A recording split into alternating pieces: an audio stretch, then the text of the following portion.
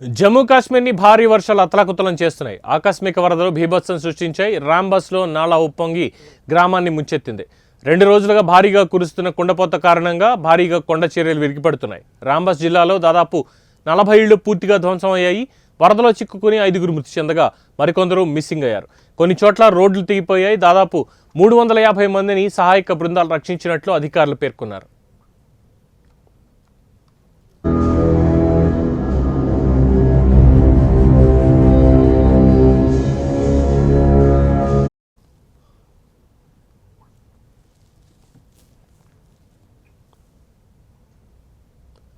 రెండు రోజుల క్రితం వర్షం చిన్నగా మొదలైంది. శనివారం అర్ధరాత్రి దాటాక జడివానగా మారింది. పైగా గాలి దుమారంతో చెట్లు, కరెంటు స్తంభాలు విరిగిపడ్డాయి. చిమ్మ చీకటి, పైగా ఉరుములు మెరుపులతో ఎటు వెళ్లాలో తెలియక జనం బిక్కుబిక్కుమంటూ కాలం గడిపారు. ఇంత స్థాయిలో వరదలు రావడం 5 ఏళ్ల తర్వాత ఇదే తొలిసారి అంటున్నారు అక్కడ అధికారులు.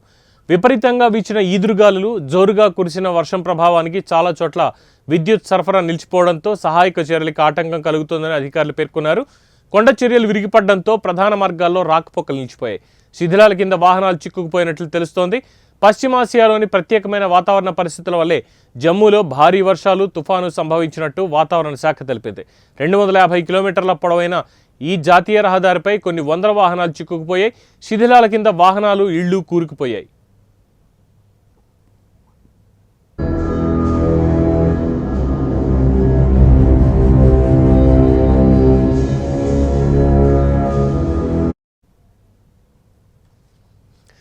ఇక రెస్క్యూ ఆపరేషన్కి వర్షాలు అడ్డంకిగా మారాయి.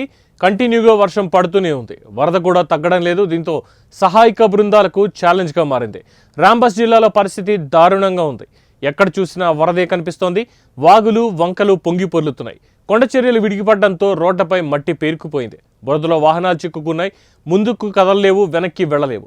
రోడ్డుపై వాహనాలు చిక్కుకోవడం, మళ్లీ కొండ చర్యలు విరిగిపడే ప్రమాదం ఉండడంతో జమ్మూ శ్రీనగర్ హైవేను తాత్కాలికంగా అధికారులు మూసివేశారు.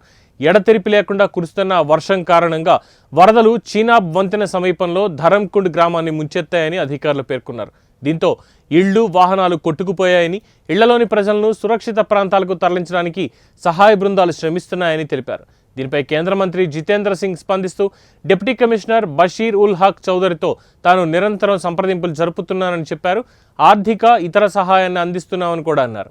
వరదలపై కేంద్ర మంత్రి జితేంద్ర సింగ్ స్పందించారు.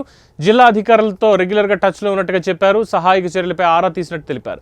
మంచినీళ్లు, ఆహారం ప్రజలందరికీ అందేలా ఏర్పాట్లు చేయాలని ఆదేశించారు. ఇటు సీఎం ఒమర్ అబ్దుల్లా కూడా రెస్పాండ్ అయ్యారు. ప్రజలంతా అలర్ట్గా ఉండాలని సూచించారు. అవసరమైతే తప్ప ఇళ్ల నుంచి బయటికి రావద్దని ఒమర్ అబ్దుల్లా సూచించారు.